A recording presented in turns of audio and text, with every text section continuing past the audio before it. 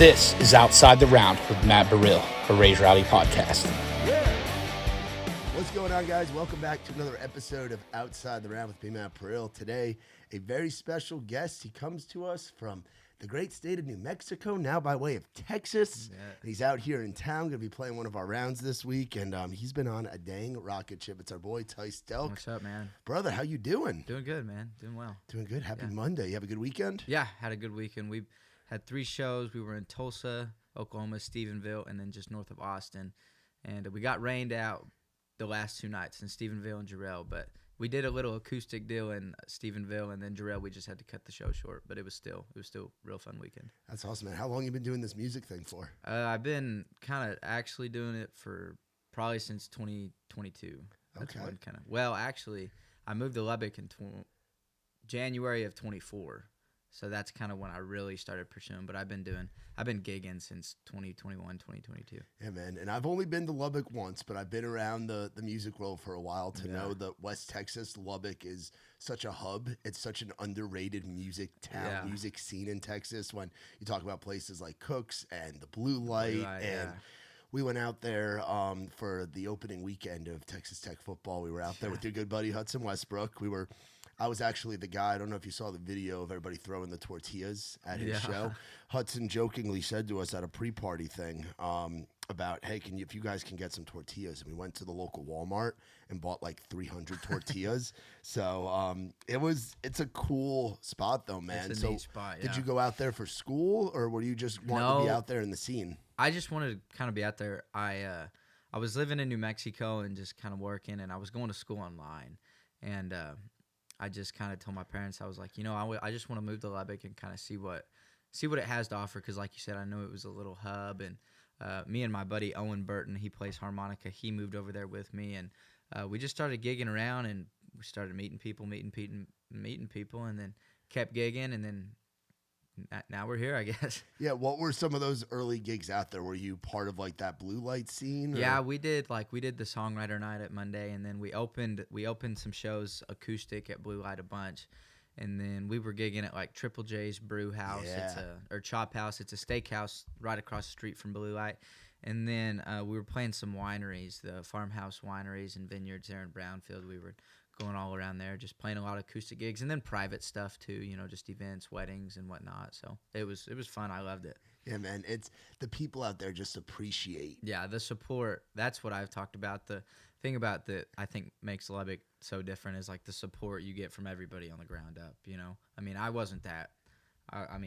I wasn't that good at the beginning, but everybody's like, keep going. You know what I mean? And so the support that you get in Lubbock is awesome. And they appreciate the songwriting side of it. Yes. Which is something that we love here in Nashville. It's something that we're very big on with Raise Rowdy, but it's like the guys and girls that have come out of that scene, going back to like the Flatland Cavalries, and even more on the rockier side, like the Pecos and the Rooftops, and like my buddy Tyler Halverson, and there's just the kids at Tech just love music. There's just something about Lubbock, and you learn how to perform in front of people to where it's like you learn how to perform and please the kids in Lubbock. You can pretty much go anywhere in the world and play music. They're brutally honest as well. Yeah, did you have some of those moments early on? Just a couple. I mean, I needed it. I mean, there was some times where I didn't practice enough, or I would write a terrible song and nobody would like. I mean, just stuff you got to go through to get somewhere, you know what I mean? But it was all worth it. Yeah. How old are you, man? 23. You're 23. Yeah. So you moved out there, and you said 22, right? Yeah, January of 22. December of 21. No, let's see here. December of 23 is when I decided to move, and then January of 24, that's when we moved to Lubbock. Okay, just so it's only from New Mexico. So it's been like a year. Yeah, only a year, and a lot has happened. Yeah. In 12 months. Yeah, a bunch. When did you feel the motor starting to run? Well, I had recorded Adeline, and I sat on it for like a year just because I wasn't sure about it. And then my wife was just like, just put it out. Like, just screw it, put it out. And I had 2 songs cut. And so I called the guy at the studio, and I just said I wanted to recut the vocals on it. And then so I recut the vocals, and it put it on TikTok, and it did the whole viral. I mean, it went bonkers.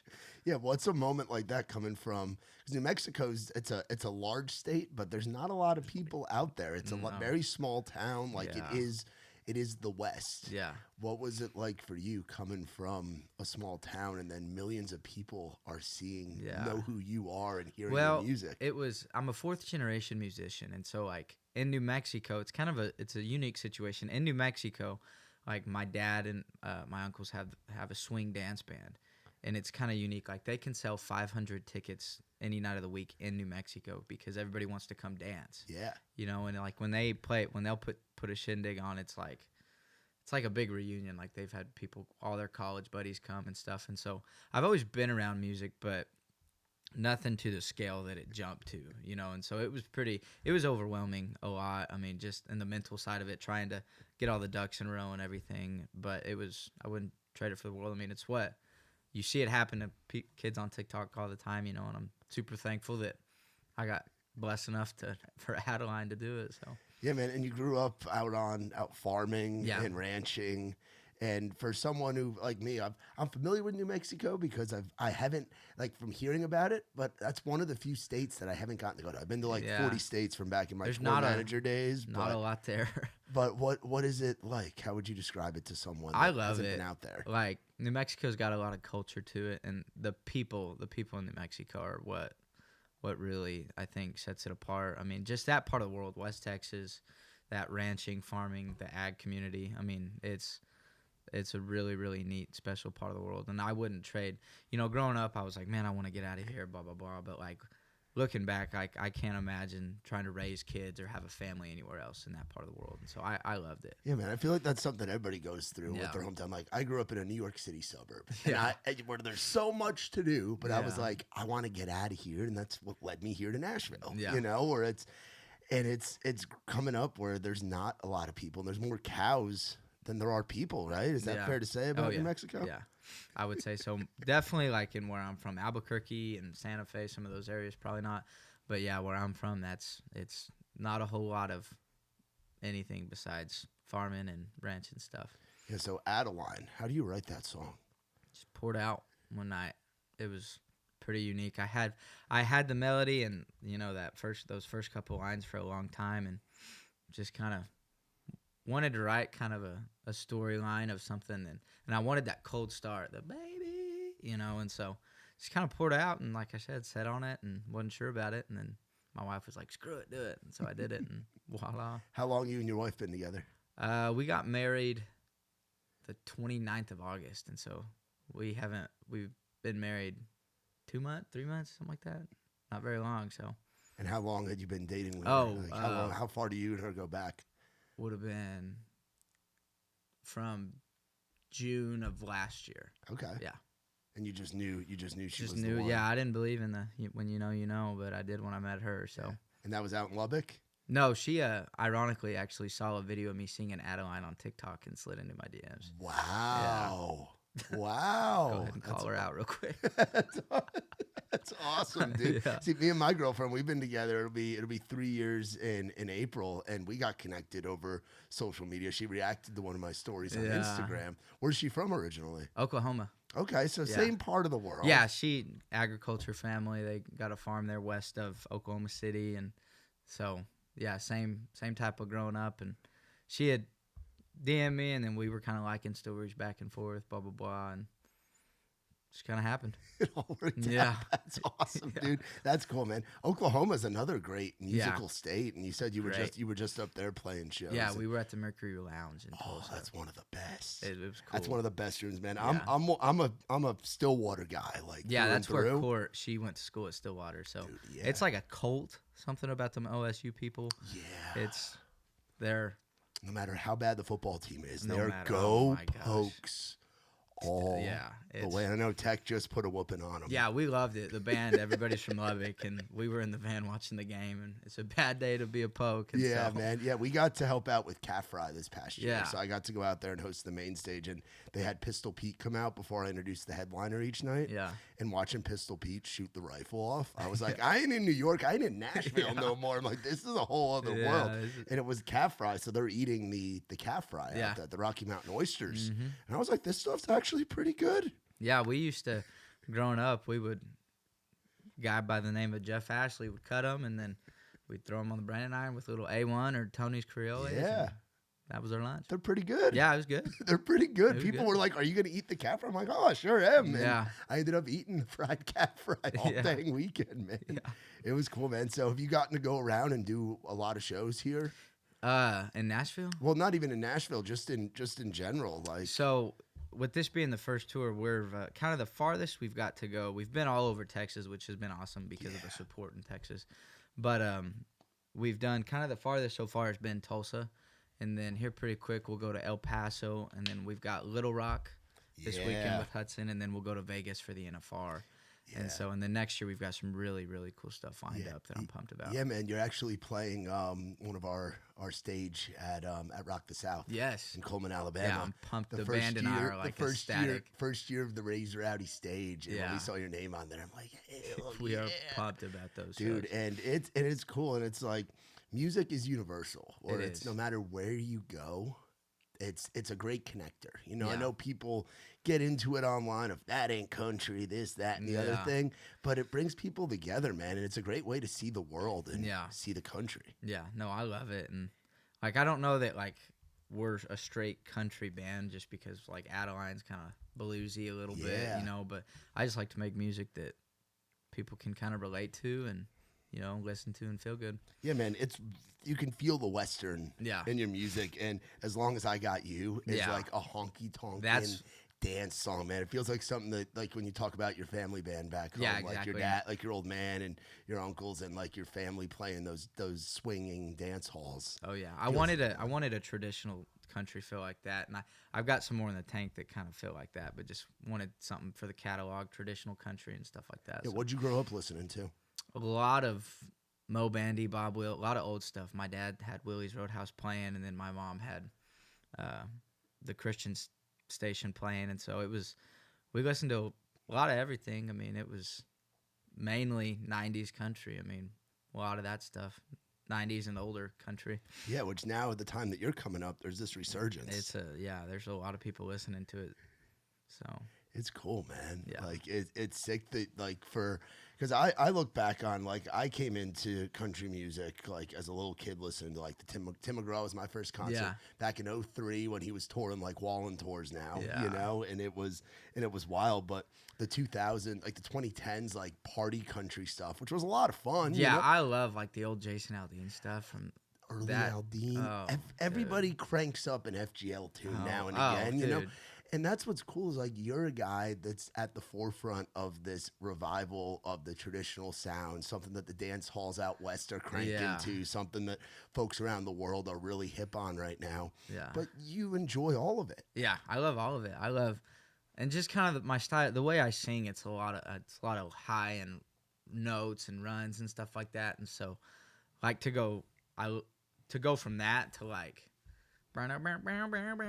You know, to like As Long As I Got You.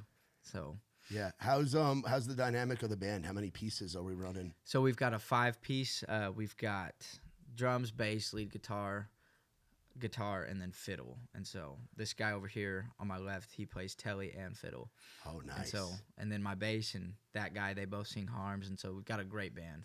Really solid guys. Yeah, nobody's stupid. Everybody loves to have fun and party, but nobody's stupid. Everybody's awesome. That's the cool part about coming up in a scene like Lubbock. You know what the ultimate way of partying it is because Lubbock is just Lubbock, and those tech kids and the blue, those are rowdy crowds. Yeah. So it's like you kind of get that out of your system before you end up. Well, and like I'm fortunate enough, like my lead player Jace, he's awesome. I've known him.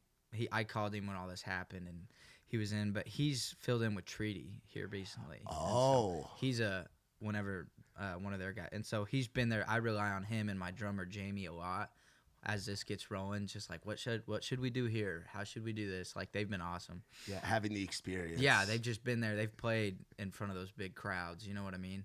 And they both played with a guy that was opening some shows for Braxton Keith as well.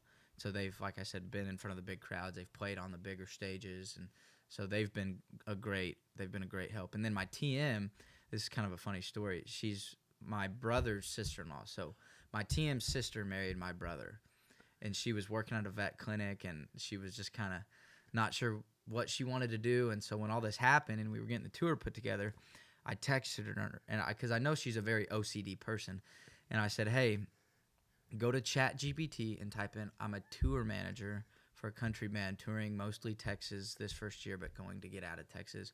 What are my responsibilities? It's a great prompt. If you think That's a great prompt. Yeah, if you think you can handle it, you got the job. And she texts back. She's like, I want it. And so we're all learning, you know. I mean, but she is so organized. I mean, she carries wipes in the bus. Like, spilled a Gatorade, she's got wipes. You know, us guys don't carry wipes in the butt. You know what I mean? Yeah, man. And so that's important, and it's cool that you're all learning how to do it together. Yeah, but you've got some vets in the crew. Exactly. That's how it was for me. Like when I was tour managing, I was out with my buddy Trey Lewis when his stuff started popping during 2020. And we were all Trey had been playing shows for a long time, but never at that scale. And we were all learning what it was like to go on the road and make it to load in time when the shows are a few hundred miles away. And what do you do when the trailer tire, when the wheel bearing on a trailer goes out? Yeah, see, I carry around a big impact and a pipe jack because like I don't want to deal with no flat tire and it's raining. Like I want to be prepared for that type of stuff. Man. Yeah, and OCD works very well with a tour manager. Yeah, like attention to detail. Yeah, she gets us up when we're in the Airbnb. I mean, picks up the green room. She's awesome. She's doing great. That's great, man. Yeah, I and love then that. my best friend Sam, he goes with us too, and he's just like kind of a utility guy. Like he'll help pick up the stage, and then right now he's kind of running our monitors. I mean, he's not a monitor tech, but if we're in the talk back, like, hey, I need more guitar, he's doing that type of stuff. Yeah, man. So. And so much of it is the hang of who you have on the road. And we got a great crew. Because you guys are packed in a van right now, I imagine, right? Yeah, we're in a Ford Transit 15-seater, so we're all getting pretty tight. Yeah, man. I miss like the van touring days. I did a lot of time in a van. I did a lot of time in a Sprinter. I was fortunate enough to go out in a bus sometimes, in a bandwagon sometimes. But it's like when you're with your crew, tight knit. Oh, and you're excited for show 1, and then show 2 you still got the energy, and then after show 3 you're like, get me home. That's when the real bonding starts, bro. Yeah, no, it is. I love being in the van with the guys, and just some of my favorite times is like after the show, getting back to the Airbnb, and then it's like we all kind of decompress, and we all look at our socials and see what people posted and stuff like that. So I love it. Hey man, talk about what makes the Texas style of storytelling so special. I know that's something that we see in your music, and you've gotten to experience being a part of that Lubbock scene and having friends like Hudson and like Braxton and folks that have been doing it at a higher level here lately. I just think it's the authenticity of it and the rawness of it. Like I think a great example is Turnpike. Like they're from Oklahoma, but their storytelling in them songs. Yeah, Evan's a poet, man. Oh, it's unreal. It is. It's remarkable. Like. I just think being able to tell a story from like your point of view, but having the world relate to it is really, really special. So that's one thing that I'm trying to work on in my songwriting is like, I would love the majority of my songs to be real, and you know, where it's something that's happened and then people can relate to it. Yeah, man, absolutely. Looking at the catalog here, tell me about. We've talked about As Long as I Got You, and that came out. That came out as like. After you got married, right?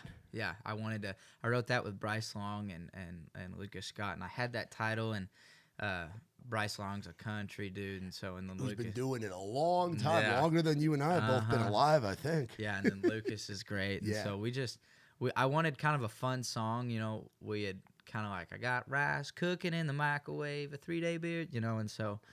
Just wanted something that was fun to sing along with, and that also had a good meaning, and so I love that song. And the energy for the live show. Yeah, I love playing that song.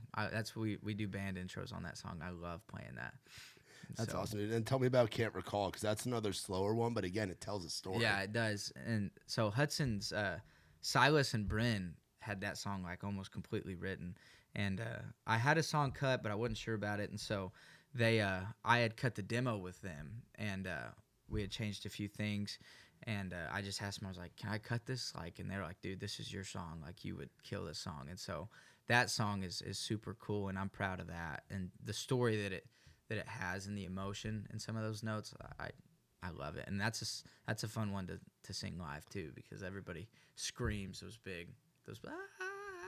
you know, and so I love that Yeah, song. man, it's almost like you have like your Teddy Swims moment in a way. Yeah, a little like, bit, you know. where you jump into that soulfulness, man. Yeah. How would you describe your music to somebody who hasn't heard it yet? I would say, I don't know. Somebody asked me this a while back, and I really had no clue to say. No clue what to say.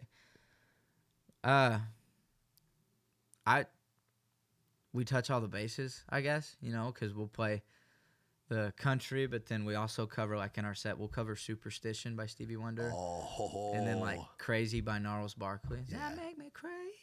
That has to be sick with the Western band. Oh, it's cool. Too, man. It's so fun. Yeah. And so I just like to sum it up, like to we like to entertain, you know, put on a good show, but also tell the stories that people want to hear, you know? Yeah. Tell me about this EP, Enough Ain't Enough. That's my favorite song I've ever been a part of. Wow, and it isn't out yet. We got it coming out here soon. Yeah, that song, man, I can't even put it into words. Who'd you write that with? Kenny Whitmire. Oh, dude, I love Kenny. He's been out on the road with us twice. He was on this weekend run with us, and I love Kenny. And it was funny. My dad and I had been a fan of Kenny for 2 years. And so I texted my publisher, and I was like, hey, I want to write with Kenny Whitmire. And she was like, it's on the calendar. And this was like 2.5 months ago. So I called my dad. I was like, Dad, I'm writing with Kenny Whitmire. And so, but no, Kenny's great, man. And he's a good hang. And he's obviously a incredible vocalist and guitar player. Like, that dude can pick, but he's just as good songwriting. That dude, it's a matter of time for the world to find out who Kenny Whitmire is. Exactly. I remember a few years back when he first got to town, he was part of like a crew that kind of got incubated into the scene through our events that we've been doing for a long time, like the Songwriters Night that you're doing tomorrow night. That Tuesday event, back in like 21, 22, Kenny was like one of our regulars coming up, man. He's unreal. He's nasty. Dude, he is. And it's like he dips into that Western world where that scene that you're in, and then has guys coming up like the Colton Dawsons and the Cole Goodwins and his guys, man. And he's just, it's important to have homies like that in Nashville for you, where you're relatively new to this world out here. So to have great friends and have the team and all that, man. How long have you been coming out here? The first time I came out here was the week before my wedding. So I've been coming out here about twice a month since August, starting in August. So you're fresh to Nashville, we're man. new to it. How do you like it so far? There's a lot of people, but I love it. I'm not used to this. I mean, anytime I drive, I'm like, surely everybody's home from work. But no, everybody's still doing something. Yeah, man. There's people everywhere, but I love it. And it's just this energy when you get in the writing rooms out here. Yeah, I love writing out here. I mean, you get in, you chew the fat for a little bit, you sit down, you kind of just visit, and then get rolling on a song. And I loved it. I love it.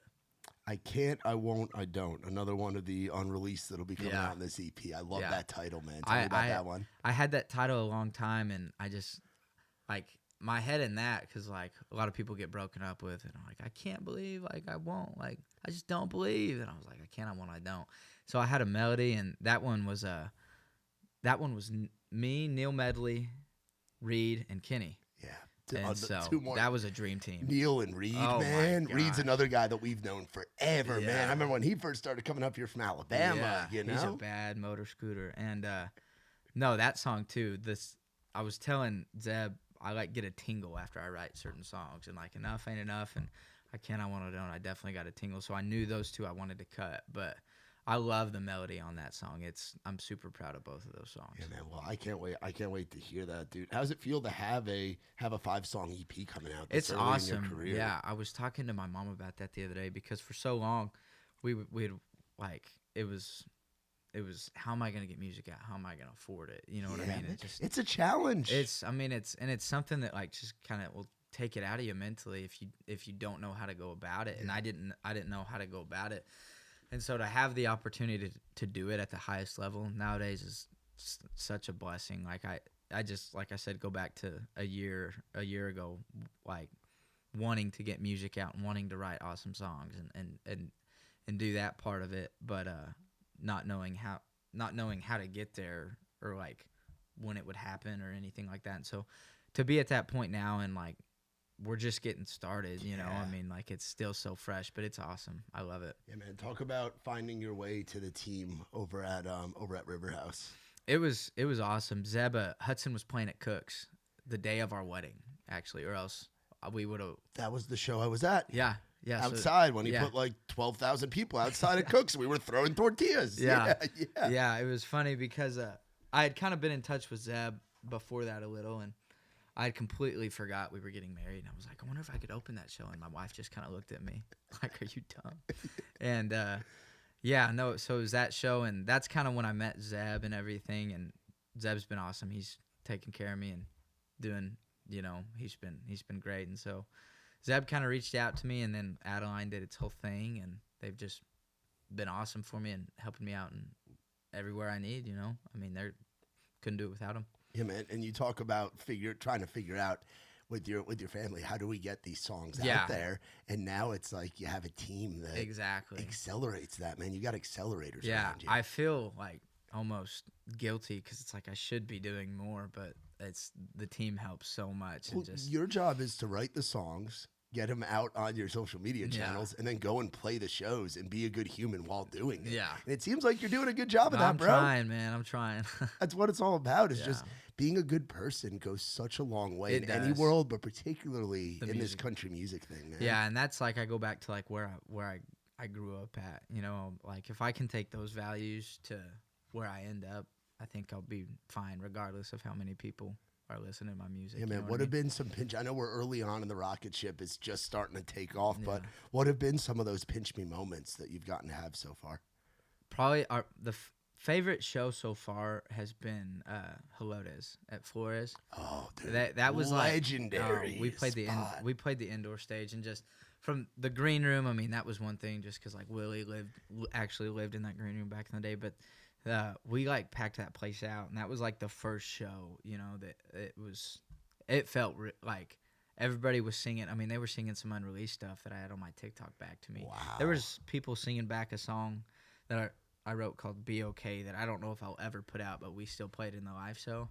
They were singing that back like they had stalked my TikTok, and it was pretty neat. I mean, that was the first pinch me, and then these shows with Hudson are going to be pinch me. And then I did Hudson played in Portales, New Mexico the week before my wedding, August 23rd, and we opened for him at a county fair, and there was like 5,500 people at this show. I mean, that was a pinch me moment too, and it was cool because that was somewhat of a hometown show for me too, and so that was a really neat. I mean, it was nerve-wracking because it was like all these people that wiped my ass growing up, you know. That folks that have known you since you were a little guy have watched you grow into the man that you are today. But seeing how proud of me they were, and just stuff like that was awesome, and just that was a real pinch me moment too. And so that's awesome. What do you like doing when you're not doing the music stuff? Because right now it's you're busy and you're only going to get busier. Yeah. But what does Tyce like doing in downtime?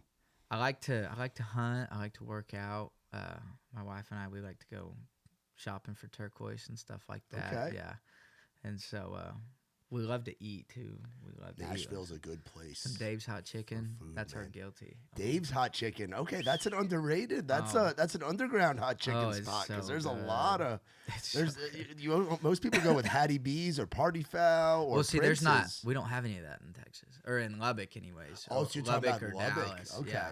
And so, or Fort Worth, and so go get some Mexican food. But yeah, have you had the Mexican food up here?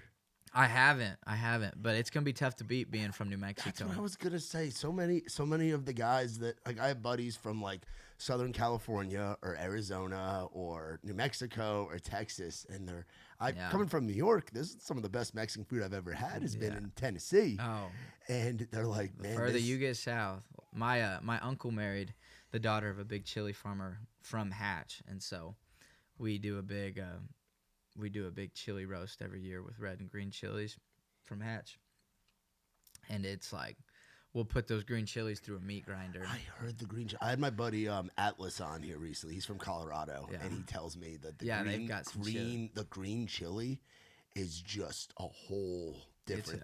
You guys put it on everything. Oh yeah, we'll put it on eggs. I mean, obviously burgers. We'll put it on a steak with some pepper jack, broil it, and then like sounds so a good. deep like you'll pull it apart, stuff it with cheese and ground beef, wrap it back up, put some batter on it, and fry it. It's a chili relleno.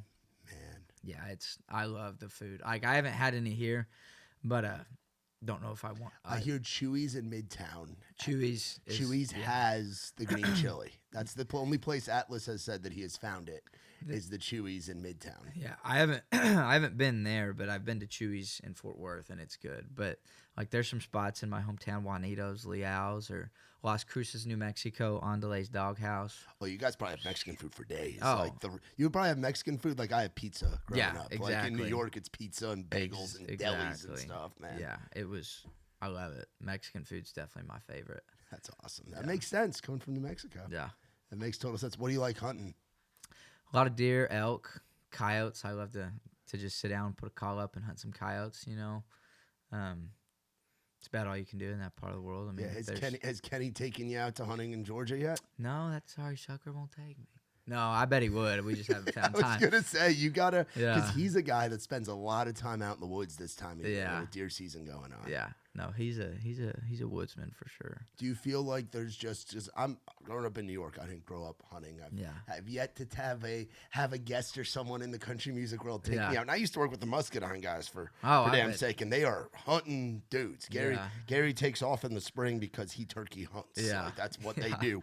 But I've been told there's like a peacefulness to it, and just being out and has that primitive aspect. Like, what makes hunting so special for you? I just love being out there, and like, I found myself like walking sometimes, and I'm like, nobody's ever stepped right here. Like, nobody's ever seen this rock. How long has this rock been here now? But you know what I mean?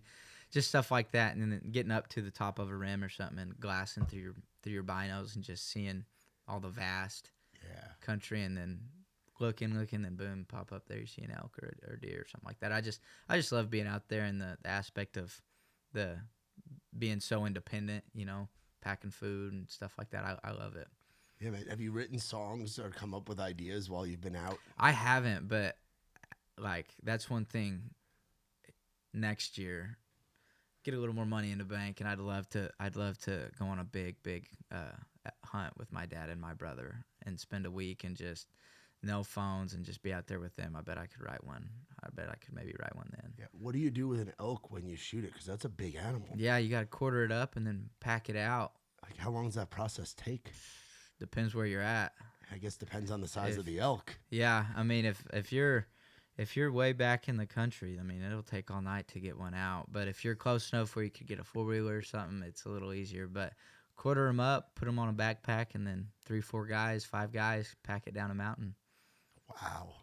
It'll work on a quad. That's like a damn Clint Eastwood movie. Yeah, like, I mean, you're out there, man. Yeah, it's legit. What makes the West so special? Because it seems like something where you're always gonna rep where you're from. Kind of like how Ian Munsick sings about being from Montana. Yeah. And Tyler Halverson has a lot of representation of South Dakota in his music. Like, what is it about that part of the country and that frontier life that is so special for you?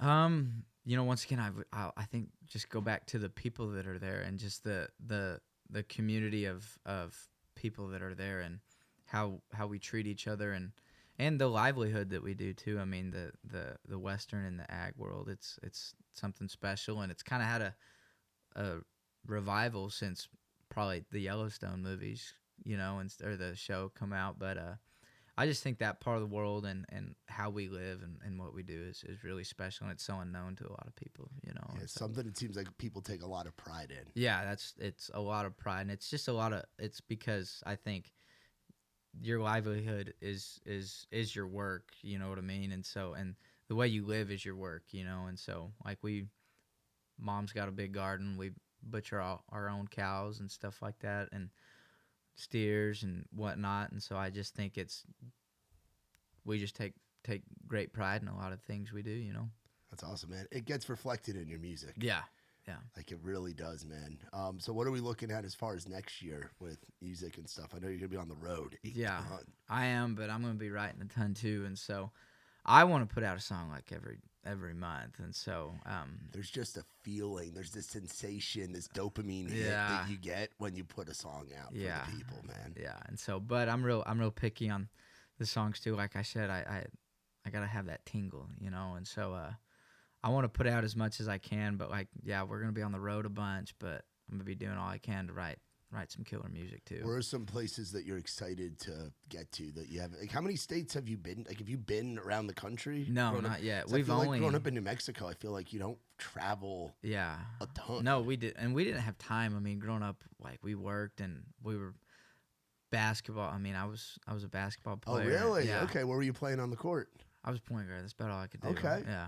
Just passing the ball, playing some defense. Yeah, I played a year of college ball and then decided I probably wouldn't be enough. Where'd you play at? UMHB in Belton, Texas. Okay. And so, but yeah, we were really too busy to travel. We were either working, cutting weed, or playing basketball. And so, but I've played in Colorado, New Mexico, Texas, and Oklahoma.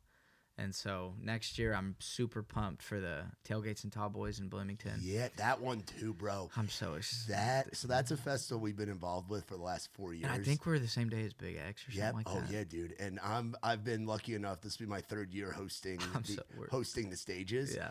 And I describe it as it's like the WWE Attitude Era of festivals, where the crowd. I mean, it's exactly what you think. It's Tailgates and Tall Boys. It's the people have a good time, and it is rowdy. And what I love about it too is that it's that all genre aspect. Like a couple years ago, Nickelback headlined one of the days. Sick, yeah. They did one. They do them in Illinois or in Iowa, and Shinedown headlined the one in Iowa back in 24. Like it's all genre. Yeah. And like the fact that Jesse's on there and Big X is on there too, man. It's gonna be sick.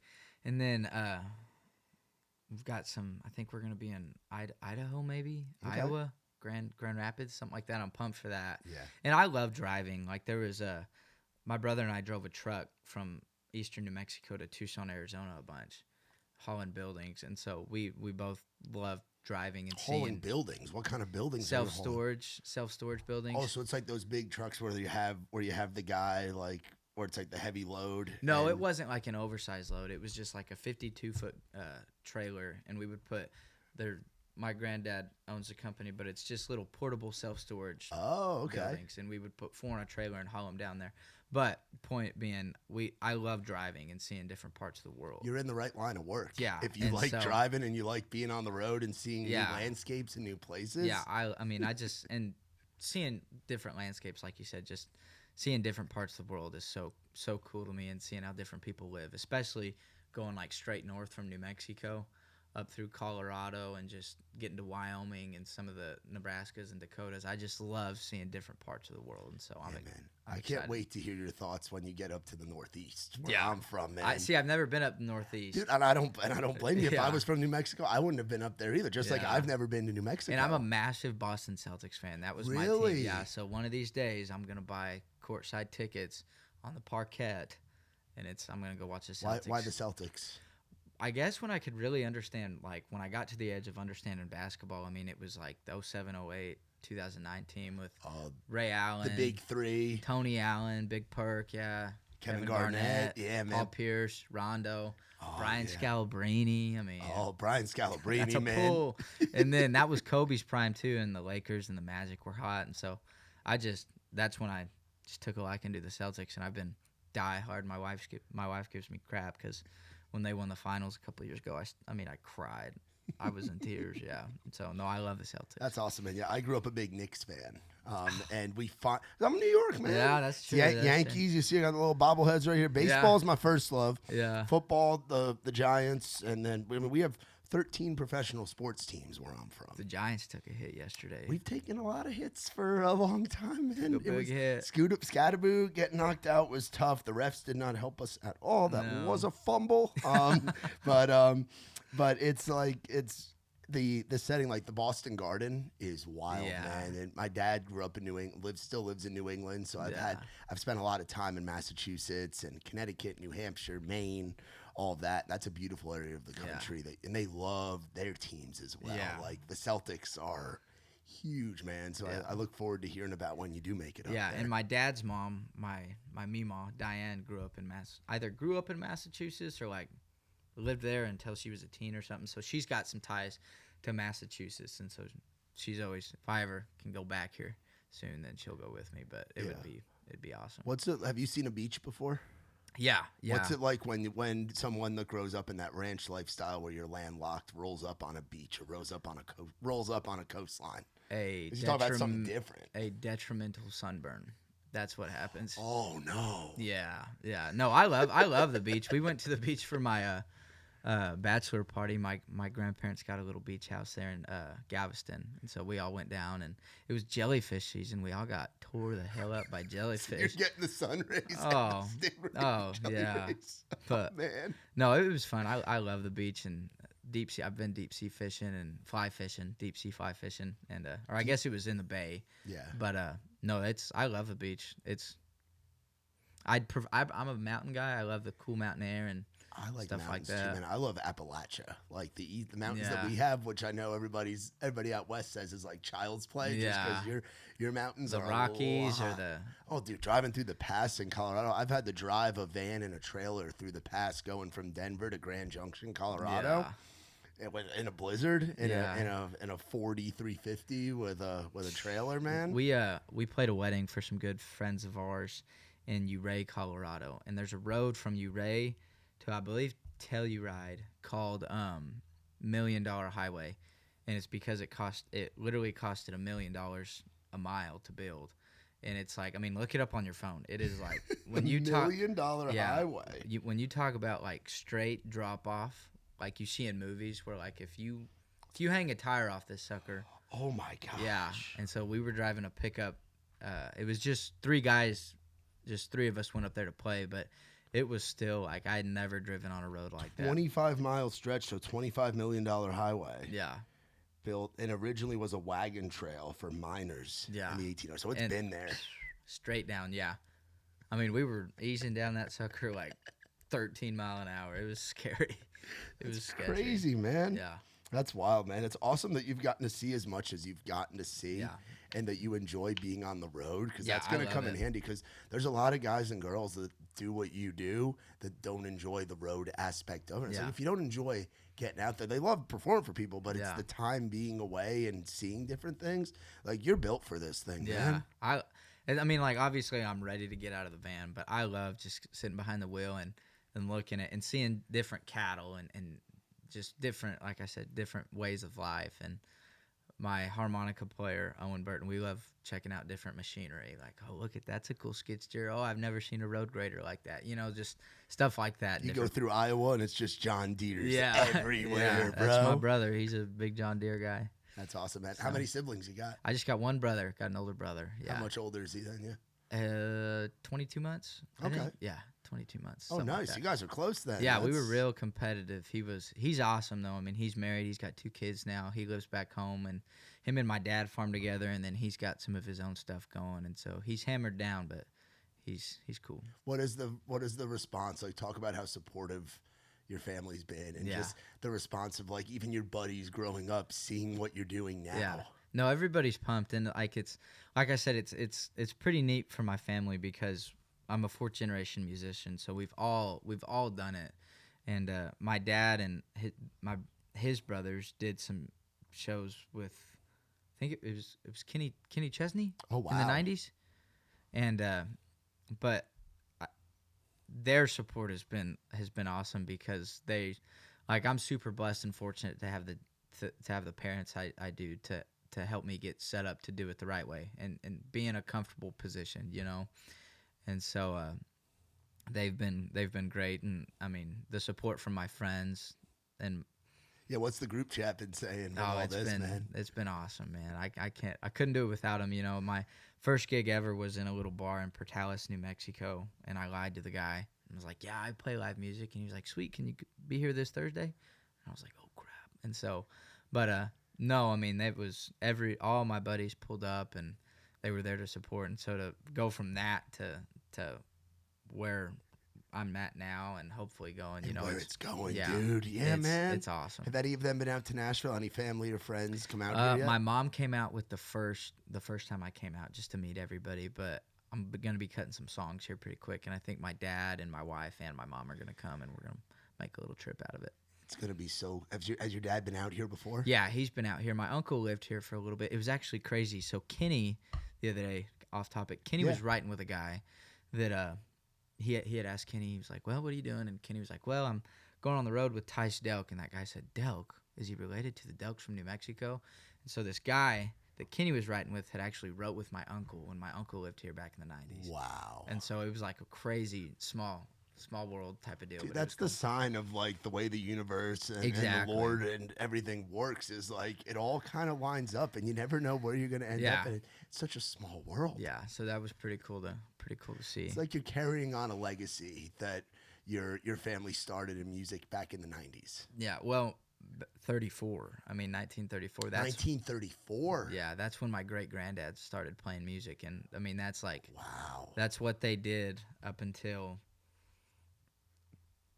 us, because we didn't play music growing up. I mean, we were around it, but like my brother and I were playing sports. Like my mom was an athlete; she wasn't musically inclined, and so we didn't really take to music. We took to sports, and then after I got done playing ball, I was like, crap, I need something to do, you know? And so that's when I finally picked back up the guitar in 21 and then kind of started playing in 22, moved to Lubbock in 24. Dude, that's 90 years. Yeah. So 91 years of musical history in the Delk family. In 2034, we're going to do a big shindig for 100 years. And so, and I've still got my grandparents. And so it's going to be a really, it's special. I mean, it really is. And so I'm pumped about it. Dude, that's awesome. Yeah. We're going to try to do a show in, Cruces, where a weekend deal where they'll play, my family will play Friday night, play a dance, and then maybe I headline a Saturday night show or something. Oh, so it'll dude. be cool. And it's like where this thing's going, where it'll be. It'll be so cool. It'll be nice. Are there any other folks coming up in like the New Mexico scene? Like what was the scene like there before you moved out to Lubbock? There's not really my family. I mean, they played some, and then Will Bannister. Okay, I know Will. Yeah, he's from Portales, and him and my dad have played together some, and they share a couple band members on a few things. But Will, I mean, he's kind of really the only other. And then Zaki Sacarno, a cat from Las Cruces, New Mexico, he plays. And then Chevelle Shepherd, she won The Voice. Yeah. She's from Farmington. And so, but as far as like a music scene, it's non-existent. I feel like anybody like from New Mexico probably crosses over the border into Texas. And that's where you make your living. And there's not a sports team. There's not a whole lot going on in New Mexico. You know what I mean? And so, yeah, you got to kind of, if you want to get involved, like in, I guess, the entertainment world, you got to kind of get out of New Mexico to some degree. So your college team would be the Red Raiders? Be a tech. I was a big Duke Blue Devils fan. Okay, you like the Blue Blood Celtics and Duke basketball. Yeah, and so that was Kyle Singler and all the Plumlee guys. Oh, and they were just draining threes. Austin and they had Rivers. And they had those grinders down low, playing, just getting the boards. But when I lived in Lubbock, I was a big Tech fan, and that 2019 team they had Matt Mooney and all them guys. Yeah, and so, but yeah, growing up it was Duke and Celtics. That's awesome. Yeah. That's cool, man. You got to get out to some. Are you a hockey guy at all? I've never been to hockey, but I've never been to a hockey game, but everybody I talk to, they're like, it's the funnest sport to watch. And I love that, like, as bad as it sounds, like, you can just duke it out. Like, really, I mean, it's you an old-time sport. Yeah, it's old-time awesome. hockey, yeah. No, I definitely want to go to a Predators game or something. I'm sure you'll be getting to a Preds game before too long. Yeah. They're a lot of fun. Yeah, I've heard. Nashville gets up more for hockey than it does Titans football. Right now, it's pretty tough. I know. And I've been here when both have been in the playoffs, and it's like they have the whole thing where they call it Smashville. And what they'll do if the Predators make the playoffs, which they've made a few times since I moved here in 2018, they'll put an old beater SUV and they'll like spray paint it whatever the opponent is. Yeah. And when you're going into the stadium or going into the arena, they have some people that work for the Predators and a sledgehammer, and you can hit hit the SUV. So everybody that's going in is smashing. Yeah. Like, this is Smashville. We're gonna come in. We're gonna play hard, and we're gonna win this game. Yeah. You know, it's a fun energy to definitely want to go to a hockey game or a hockey game. Dude, have you been down to Broadway at all? Yeah, been down a couple times. We went to Tootsie's and everything. Kind of a funny story. One time, my mom and dad walked into Tootsie's and saw my dad's ex-girlfriend from back in the day on the drums. Wow. Yeah, another small world, like, crazy deal, but that's good. On the drums of all instruments. On the drums, which you never see. Have you been to Roberts? No, I haven't. You haven't been to Roberts Western World? I maybe have. Dude, I mean, I haven't spent a lot of time on Broadway. I've only been like 2 times. Well, the only times I go on Broadway is when I go to Predators games. So you can kill 2 birds with one stone. Robert's Western World. It is It is as traditional as it gets. It's been there forever. Is it it's a one bar? of the old. Yeah. Yeah. It's about, I think it's 2 or 3 doors down from Tootsie's, and they have like the guys playing. Like they don't play anything after I think 1987 or 1988. Like it's the old stuff. They got stand-up bass in there, fiddle player. Yeah, dude, and they run a thing. It's called the Recession Special. I think it's like $6 or $7 now. It used to be $5, but you get a PBR or a Busch Light, you get a fried bologna sandwich, and you get a moon pie and a bag of chips for like $6. It's the best deal downtown, That's a steal. It's the best deal. I'll be darned. So yeah, you'll have to get down. I think your family would like that too. Oh, I'm sure your dad and your uncle have some stories about I'm Roberts sure they've coming up in that Western world. Oh man. yeah. That's awesome. What's something that you would tell yourself? I guess you've been doing this. You said you pick up the guitar back in 21. Yeah. What's something you would tell that kid about where life is right now? Now you're married. You're get ready to tour the country. You got a debut EP coming out. Like, what would you tell? Tyce Delk of 2021? Just to don't set any expectations. I mean, it was. I guess I didn't know what was gonna happen. I mean, I don't know. I had such a different plan, and then this was God's plan. So just roll with the flow and don't set it. I mean, be a good person, but don't set any. Just go with the flow, I guess. I mean, I don't know. That's kind of a tricky. Oh, I would tell him to definitely learn the scales of the guitar because that's tricky. But yeah, just kind of don't set an expectation and just let it happen. Let it just kind of go with the flow. Just go with the flow and go through those doors that open up because you never know where those swinging doors are going to take you. Exactly. That's awesome. Way. Thank you so much for coming out here and hanging. I'm excited to get to see you a bunch. One tomorrow night at the local.